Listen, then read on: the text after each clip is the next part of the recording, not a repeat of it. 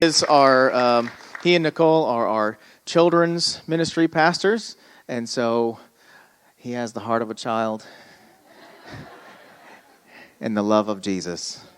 So please welcome him, and come on, let's hear it. That monitor in the back, you can see what slides are on. Perfect. Awesome. Does this work? Do I need to change where this is? Can y'all hear me okay? Cool. Awesome. Well, good morning. So I want to share with you something that the Lord put on my heart. Actually, New Year's Eve, I woke up that morning, and I know Dino always used to encourage us at the end of a year to look back on the prior year and see, have I grown? And what I heard the Lord's voice, how it came to me was, I'm asking you to live on the edge. And my heart's response was like, yes! How do I do that? And I really was thinking back on, because, that was at the end of December, thinking back, the most recent thing I could remember about living on the edge was something he had called me to do that he had been calling me to do for like over a year, and Nicole and I were just trying to walk that out in our nonprofit, and just, how does this work? What does that look like? And it was really one of the things I look back on at the end of the year that was the most uncomfortable, and yet it had the greatest reward.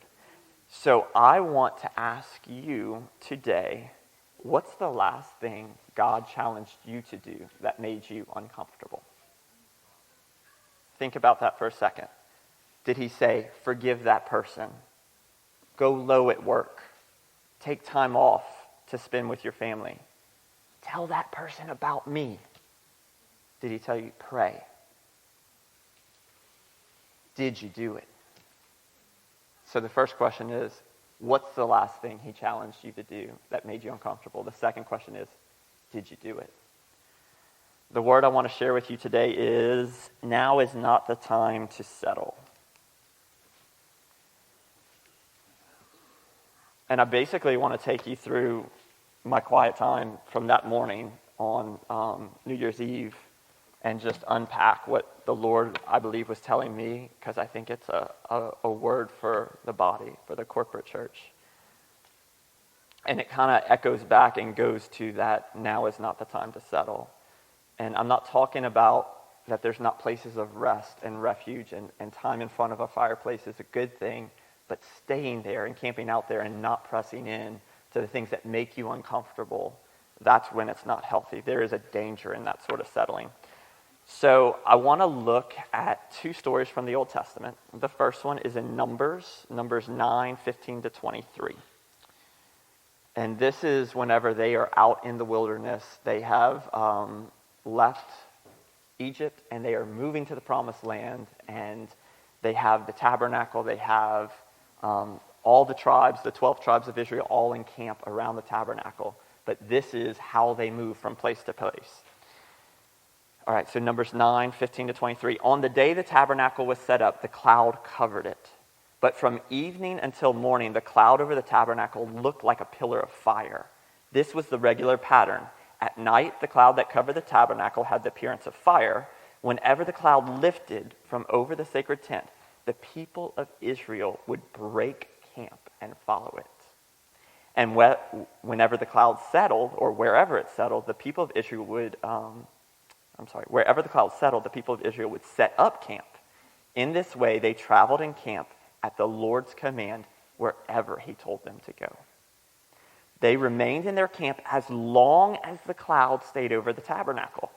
If the cloud remained over the tabernacle for a long time, the Israelites stayed and performed their duty to the Lord.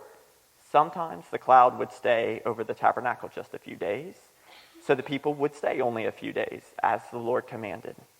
Then, at the Lord's command, they would break camp and move on. Sometimes the cloud stayed only overnight, and it lifted in the morning. But day or night, I want you to get that part, day or night, when the cloud lifted, the people broke camp and moved on.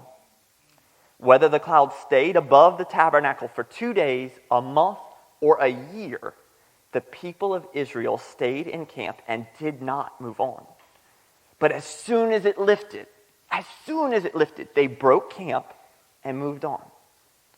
Can you imagine being every day for a year? Is it moving? Is it okay? I'm doing this. Is it moving? What? So they camped or traveled at the Lord's command, and they did whatever the Lord told them through Moses. And this is what Moses said. This is actually moving a chapter forward into chapter 10 of Numbers, verses 35 to 36. It says, "And whenever the ark set out, Moses would shout, 'Arise, O Lord, and let your enemies be scattered. Let them flee before you.' And when the ark was set down, he would say, 'Return, O Lord, to the countless thousands of Israel.'" Can you imagine living in such a way that you're literally ready to pack up your belongings, your entire family, all your possessions? The cloud's moving? Okay, kids, let's go get your toys. What kind of awareness would that take in the middle of your task? Because they had daily duties, right? They weren't just always waiting. I mean, they still had stuff to do just like we have to do today. But how can you apply that to your own life of in the middle of my task, in the middle of my job, my doing, my kids, my whatever your task is at the moment? Awareness of that presence. Has it left? Did you tell me to go and I haven't gone yet, Lord? That's what we're talking about this morning. Do you see the difference between settling and living on the edge? Or how about this one? In Genesis, I knew this, but I didn't know this. Genesis 11:31 through the beginning of chapter 12. It talks about not only Abraham, but Abraham's father. And I'm probably going to butcher how you say his name.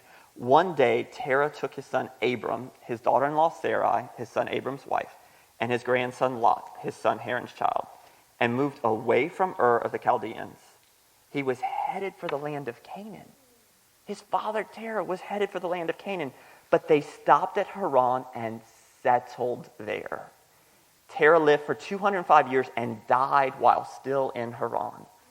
His heart was to go to Canaan, but he never made it. The Lord had said to Abram, so this is literally the end of chapter 11, the beginning of chapter 12 says, "And the Lord said to Abram, 'Leave your native country, your relatives, and your father's family, and go to the land I will show you.'" He picked up where his father left off.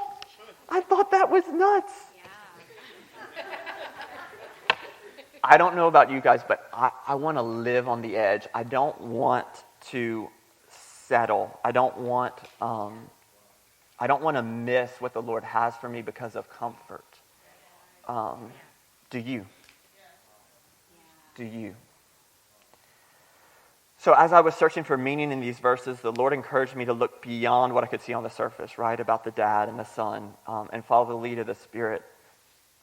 If my eyes see the father did not attain his goal and he settled and died, what does your Spirit say about that, Lord? And he told me in my mind, the way he speaks to me, I know the tenor of his voice, and he said, "Look further, deeper, tie it to what you know about me." So I'm praying back to him. I'm saying, "God, I know you're good. I know you're faithful. I know all your promises are yes and amen." And as soon as I said the word promises, that stood out to me. And he said, so I asked him, "God, is this something about your promises?" And as I kept looking, that principle that we've learned even in visions and stuff, as I kept looking, I heard him say, "You'll never reach my promises from a place of safety and comfort. Risk is inherent in the call, but I am good and I am faithful." Okay, wait, I'm writing it down until we have to say it again. Okay. You'll never reach my promises. You'll never reach my promises from a place of safety and comfort. Risk is inherent in the call. But I am good and I am faithful. So let's fast forward into the Faith Hall of Fame in Hebrews chapter 11. And the writer of Hebrews says in verse 8, "It was by faith that Abraham obeyed when God called him to leave home and go to another land that God would give him as an inheritance. He went there without knowing where he was going, And even when he reached the land God promised him, he lived there by faith, for he was like a foreigner living in tents. And so did Isaac and Jacob, who inherited the same promise. Abraham was confidently looking forward to a city with eternal foundations, a city designed and built by God. So Nicole and I have a lot of history with this verse. My wife, Nicole, anyway, I'm pointing to her, but she's right there. For those of you who maybe don't know our backstory, God called us several years ago to start a nonprofit, a camp that would be a place of refuge. We had in our hearts that we wanted this safe place for people to come where they could work on their most important relationships, whether that's a parent with a teen, a husband with a wife, or just youth with the Lord. And so way back whenever we were first, before this institution, or this nonprofit was born, those dreams and desires were on our heart. Well, the Lord gave me a dream, and in it, there's a lot of elements to it, but I'll just share a brief part of it. I was literally walking on a tributary of the Mississippi River. So I'm leaving Baton Rouge behind, and I'm walking on the surface of the water, and I could feel the surface tension of the water pushing back up under my feet as I'm walking. And I knew two things. I didn't know where I was going, and I knew I didn't have anything with me to set up camp once I got there. And so, and there were more to it, but I knew it was the Lord calling me to step away from my full-time job and launch this nonprofit. Well, I get home at lunch, and I'm so excited to share with her the dream, and she's like, well, actually, Becky, no, not terrified. She was overwhelmed because guess what? On the way to school that morning, they're going through memory verses, right? Caleb's got a test that day at LCA, and so the verse was Hebrews 11:8. And by faith, Abraham, not knowing where he was going, went to the land God promised him as an inheritance. And she said, but the crazy thing is, she knew even then, before I told her the dream, in the car, her hair was standing up on her head. Like when she heard it was just a normal memory verse. They do this all the time. She knew there was something special about it. Like static electricity was going up her arms. So then as we're, talking at lunch that day, we're like, okay, God, this is cool. This is you. You've really called us to this. So I'm going to read that verse again. It was by faith that Abraham obeyed when God called him to leave home and go to another land that God would give him as an inheritance. He went without knowing where he was going. And even when he reached the land God promised him, he lived there by faith, for he was like a foreigner living in tents. And so did Isaac and Jacob, who inherited the same promise. Abraham was confidently looking forward to a city with eternal foundations, a city designed and built by God. And it didn't stop there. That morning in my quiet time, I heard him say, you too are a sojourner. One of the old, translations uses the word sojourn, like a foreigner. And what sojourn means literally is to stay in a place temporarily. And he was telling me, in effect, you're just passing through. Don't get too comfortable. If you think about this life, guys, it's a breath. You're not here to stay. You're just passing through. Don't get comfortable. Just like the tent, right? I mean, think about that, the fact that they literally had to constantly be aware of God's presence. Do you want your life marked by following the presence of the Lord? If so, don't settle. I just put this slide together because, I love this. That's me, my quiet time. One day in December this year, or I guess end of last year, I snapped that picture because I love that place. But again, I don't believe we're called to settle and to get comfortable in our walk with the Lord. Rest is good. Hear me. I'm not talking about not having a Sabbath. I'm not talking about any of that. Seek a quiet time with him. We're actually going to talk about that more a little bit later today. But what I'm just showing you is the backpacking thing is one thing that I think is a cool picture of that, because literally when we go backpacking, what do? We put everything in our pack to where we can just literally get up the next day, put it all in there, and go, right? So how do you live in such a way that you're ready to go at a moment's notice? So the rest of this teaching, I want to focus on two practices, on how do we walk this out in our daily life, right? Because okay, God, you want me to live on the edge? How do I do that? There's two practices that I do in my own life that I kind of wanted to share with you, because it's not a one and done thing. It's a continual growth. It's a continual process. One is renunciation. I'm going to be going a little bit through A.W. Tozer's book, The Pursuit of God. The chapter 2 that's on the blessedness of possessing nothing. We'll start with that, and then we'll end with me and my friend David Peck's, one of our favorite authors is John Elridge, and he wrote a book right before COVID, beginning of last year, that is called Get Your Life Back. And in it, he has a practice called Benevolent Detachment. So we're going to go through that. So those are the two things I want to share from you from my own journey through this, how to not live in a comfort zone, but move to living on the edge. So the first one is, we're going back to Abraham. We were just talking about Abraham, but I actually cannot say the Bible story better than Tozer. So I'm literally, Amanda, you'll laugh, but I mean, this is the book Amanda printed for us, like in 2008, or I don't know, whenever you did it. And so I'm reading from chapter 2. It says, Abraham was old when Isaac was born. So just background story, right? If you don't know the story, Abraham was promised, God told him to look up at the stars and his children would be numbered like the multitude of the stars, that many descendants, right? And yet here he is growing older and older with no heir, God, how am I going to have that promise? I get it, but how am I going to have that if I don't have any offspring? Like, that's a problem.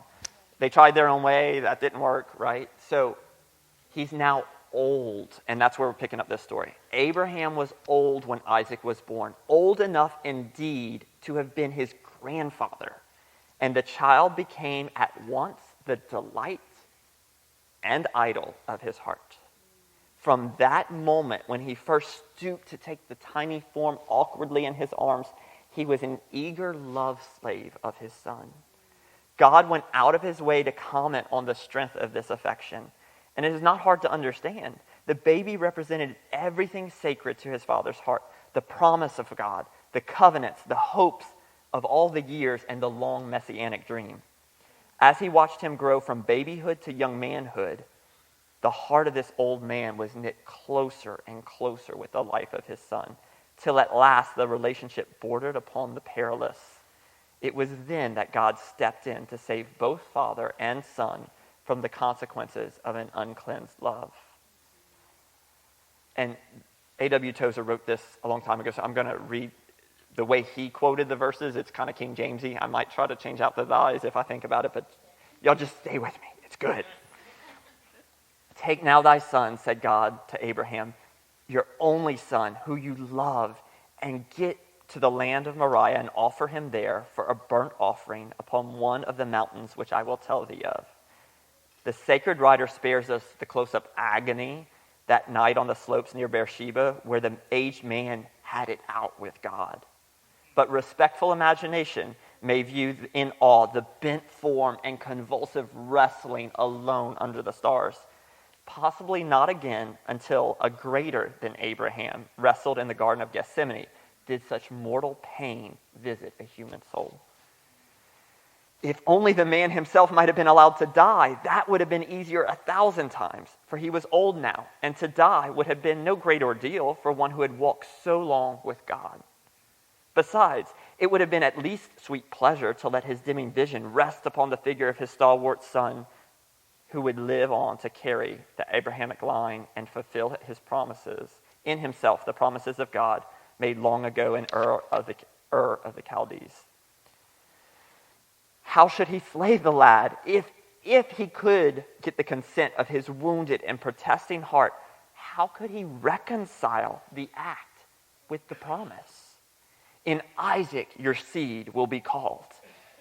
This was Abraham's trial by fire, and he did not fail in the crucible.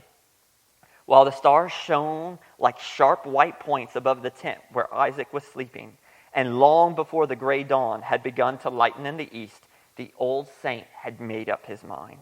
He would offer his son as God had directed him to do, and then trust God to raise him from the dead.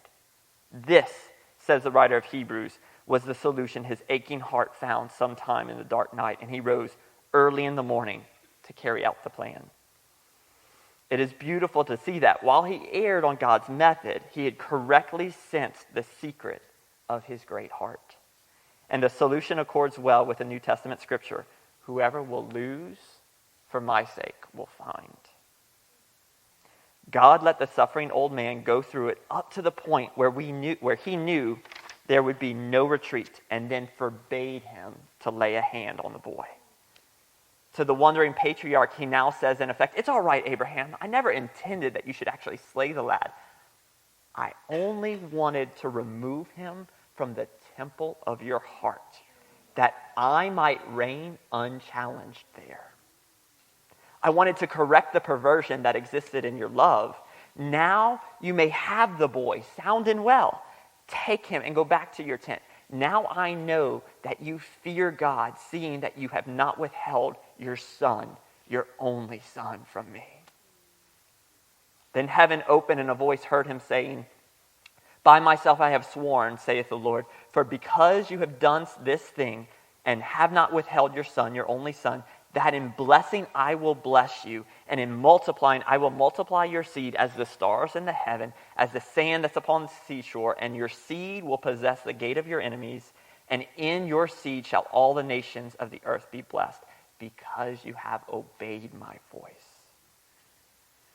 The old man of God lifted his head to respond to the voice and stood there on the mount, strong and pure and grand, a man marked out by the Lord for special treatment, a friend and favorite of the Most High. Now he was a man wholly surrendered, a man utterly obedient, a man who was possessed, who possessed nothing. He had concentrated his all in the person of his dear son, and God had taken it from him. God could have begun out at the margin of Abraham's life and worked to the center.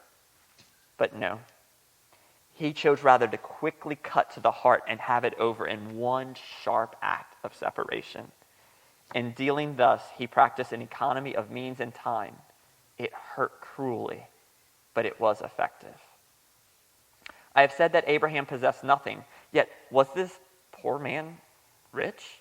Everything he had owned before was still his to enjoy: the sheep, the camels, the herds, every sort.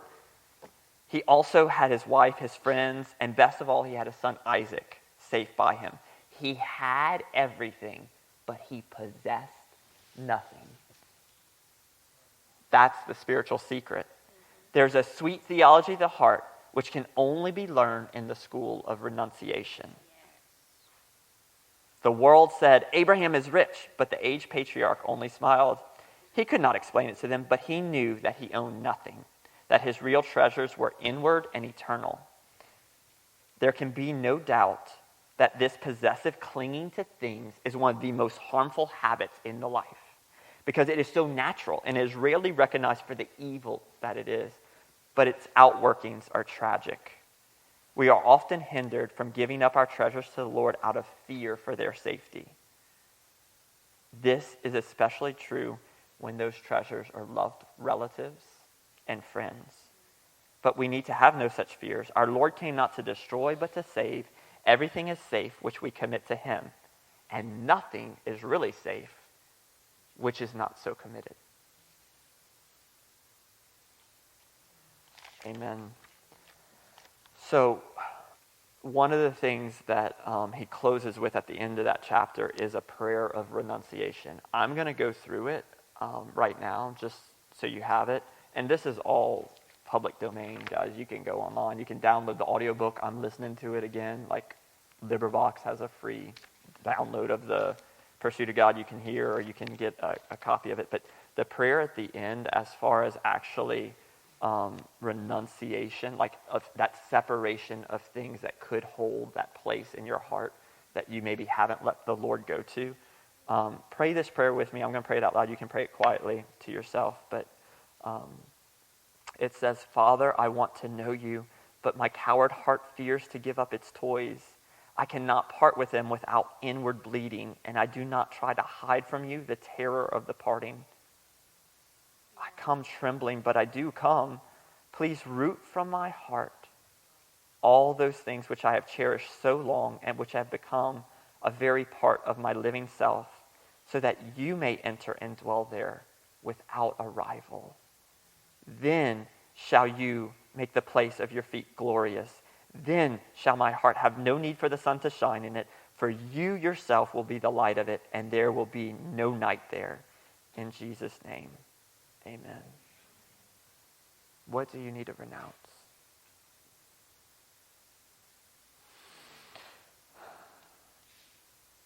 Going back to my prayer time that morning in my prayer closet, the Lord encouraged me, and this was what he told me. He said, it will cost you. Many of my children are not willing to pay the price of surrender. Remember, your life is not your own now. Daily laying down your earthly attachments is one requirement. So what does that look like to lay down earthly attachments? We know that in Luke, he says basically that, if you want to be my follower, you have to take up your cross daily and follow after me. And that if you try to hold on to your life, you're going to what? You're going to lose it. But if you give up your life, you're going to save it. You're going to gain it. That's the economy of the kingdom. It's upside down to the way we really think it should work, right? So that was the first tool, renunciation, and that can be a really big moment, right? There have been times in my life, I can remember the altar experiences, whether I can remember one was in worship here on a Sunday morning, and I saw the Lord requiring a ministry of me to give up. One of the ministries Nicole and I had birthed, and I saw the fire blazing, and he asked me to put it on there. And that was Trail Life USA and American Heritage Girls. If y'all remember, we had done that years ago. I didn't want to give that up.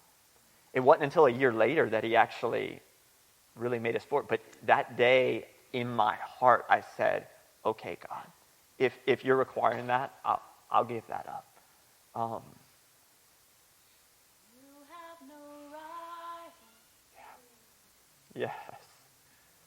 Uproot from my heart, God, any rival, any idol, anything that I feel I've created in my own power. Like, God, I don't want any of that to remain with me. Not on my own understanding. Yes, Lord. All of these songs are, and even what happened this morning, Yes. what the Lord did in worship is just confirming this word. That's right. I lay That's right. it all down, lay it all down, lay it all down. Yes, Lord. Yes, Lord. What do you need to renounce, guys? It's good. It might hurt like heck. But I was there when we were worshiping this morning, and this word is in me because I'm preaching it, right? But I was struggling giving up because I felt him put his finger on something else and identifying. And will I lay it all down? Will I literally, God, let you take that place in my life and willingly invite you to cut out of my heart anything that I've held tighter and closer than you? We all have that opportunity today to lay it all down. Will you take that opportunity? We'll give you an opportunity at the end. We'll open up the altar. Even the way to the promise. Yes. Yes. The way to the promise, like our own understanding of what that way is. Bingo. Bingo. Yes. Yes. I'll share. I wasn't planning on sharing this, but one of the things for Camp Refuge, our nonprofit, was for years we've been claiming the land behind us. As we're talking about taking the land and pursuing, and recently it was sold, and they're literally in the middle of bulldozing all these trees and building a huge mansion and a storage container. And when I started first wrestling with that, I'm like, but God, you promised. Remember Abraham with the stars. But God, you promised, and I don't see the sun yet. I don't see the fulfillment of that promise yet. And he told me, that was never the promise. I'm the promise, Kevin. I'm the promise. Look to me. Because we'll birth an Ishmael if we're not careful, right? I'm the promise, Kevin.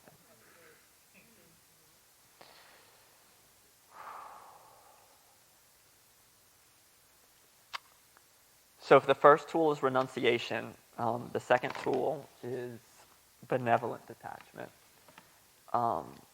This is a tool that David Peck shared with me literally a week before COVID hit, like the March 15th time frame, like a week before that.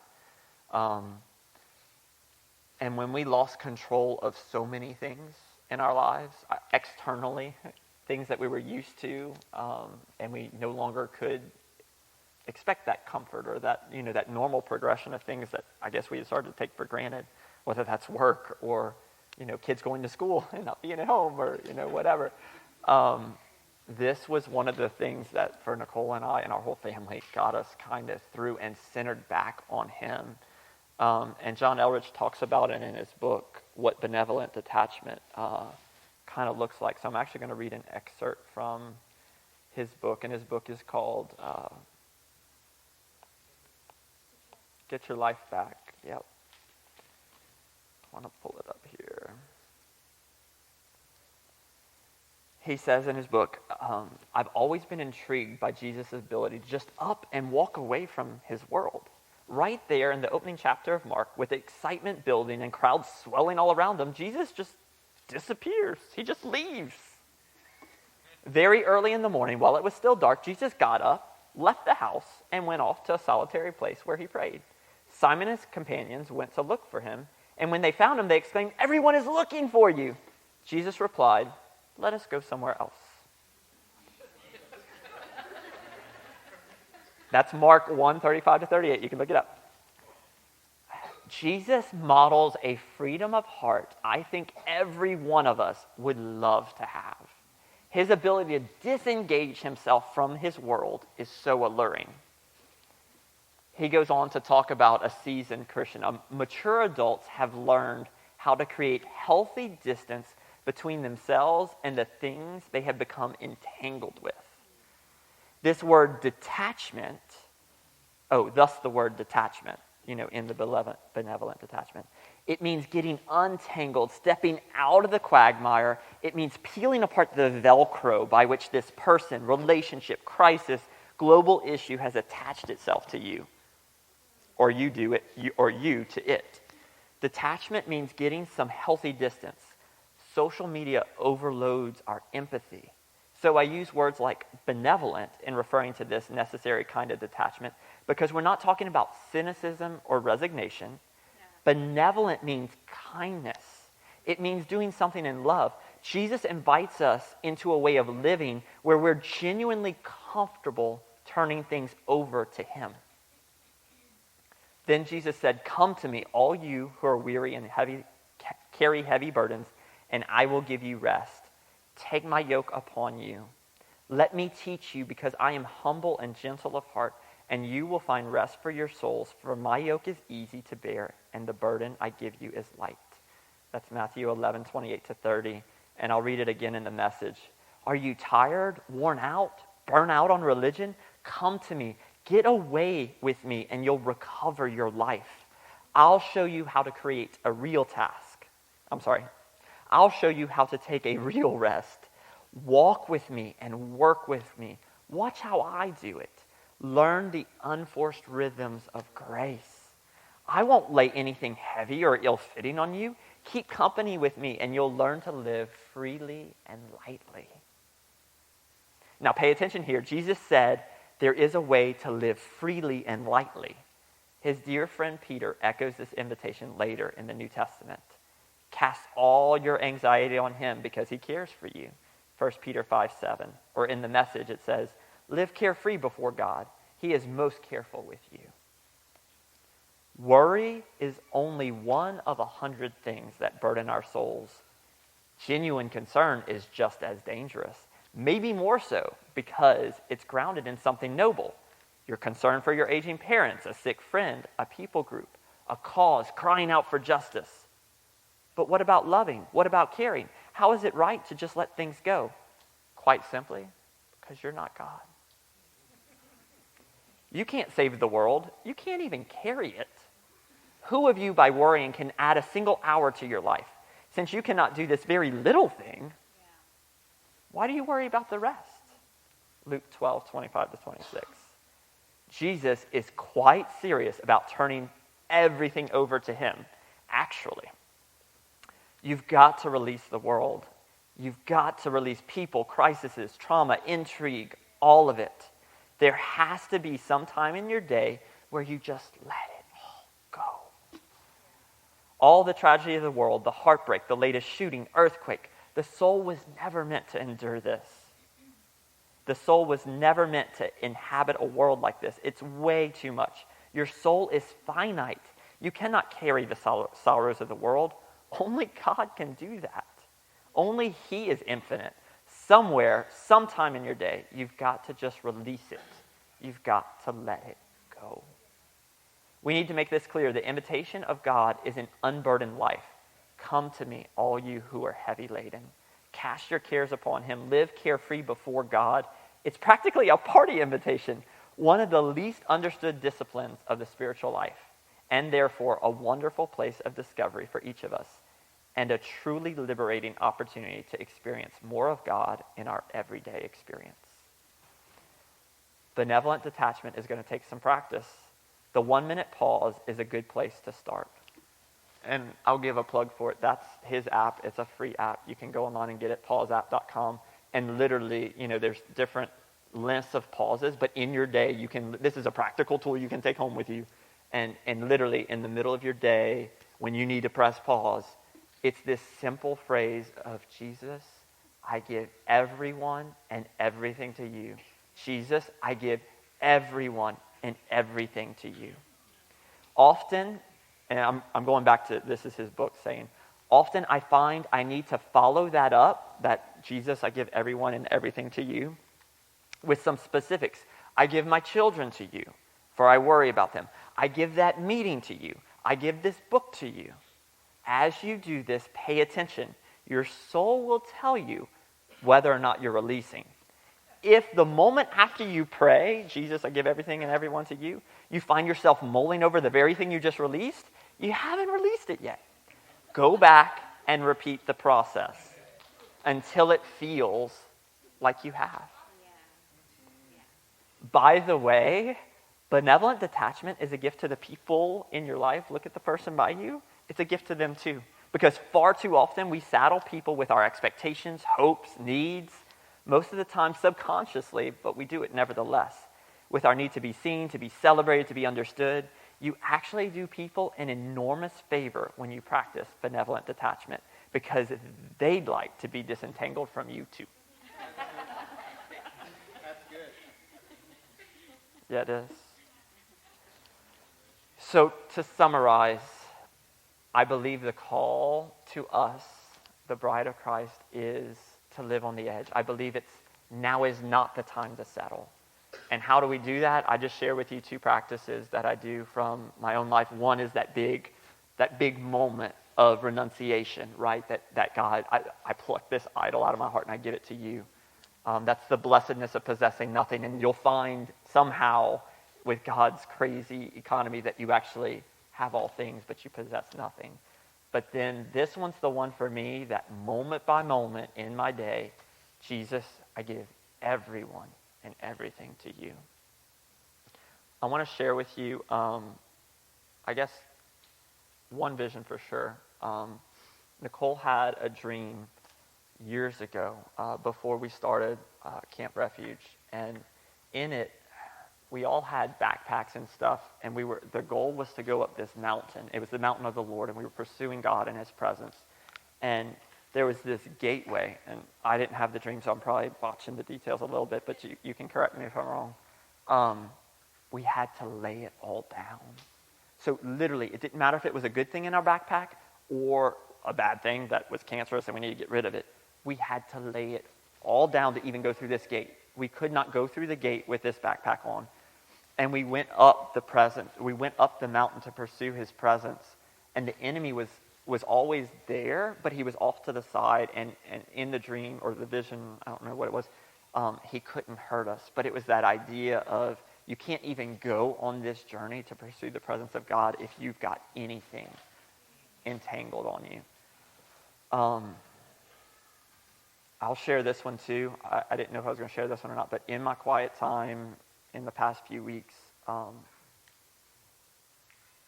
was being really quiet and still, and I realized that He gave me a vision. It was like I was underwater, and it was gray and murky, and the details weren't very clear, but it almost felt like I was on a chair underwater, and I was chained, right? And none of this was clear, but it was the feeling. It was all gray and dismal. And as I'm praying to connect to the Lord, I'm buoyant and I'm coming up to the surface of the water, and I break through the surface of this water, and now instead of it being gray, it's blue, and I'm a green pea. Go figure, right? Like this bright green thing that boop pops up above the water, and I'm looking at the beach and the trees, and it's all beautiful. But I felt like that wasn't where I was supposed to remain, and suddenly I see myself on an eagle way, way, way up in the sky above that water, where I started underneath it. And I'm flying on eagle's wings, and I hear him tell me, come away with me, come up here. And I believe that that's just showing these levels of entanglement when we can be entrenched in an issue or work or this thing with the kids or just whatever that is. And there's a buoyancy in that release, but then there's a living on the edge is that spiritual effectiveness where he wants us to operate. It's at this level. And you can't be free when you're entangled. So the call and the opening of the altar this morning so I guess this is kind of like a two-part thing. I don't want to release you guys yet because we will do like prayer at the end for like we normally do for healing or any of that. But in this moment, and I didn't know Josh wasn't going to be here, so I don't know if we can just play something in the background, just instrumental and soft. But if we could open up the altar for you guys, if there's a place that you want to practice either of these two steps, whether that's renunciation, Jesus, I recognize that you put your finger on this, and I'm scared to give this to you, but I'm coming trembling, but I am coming. If you want to make that today with the Lord, the altar is going to be open for that. Or if it's this thing of detaching, disentangling from the cares of this world, it's open for that too. And so again, we'll pause and we'll wait to do ministry time for anything else at the end. So nobody needs to pray for anyone. This is literally just between you and the Lord with an open altar time. So we'll do that now.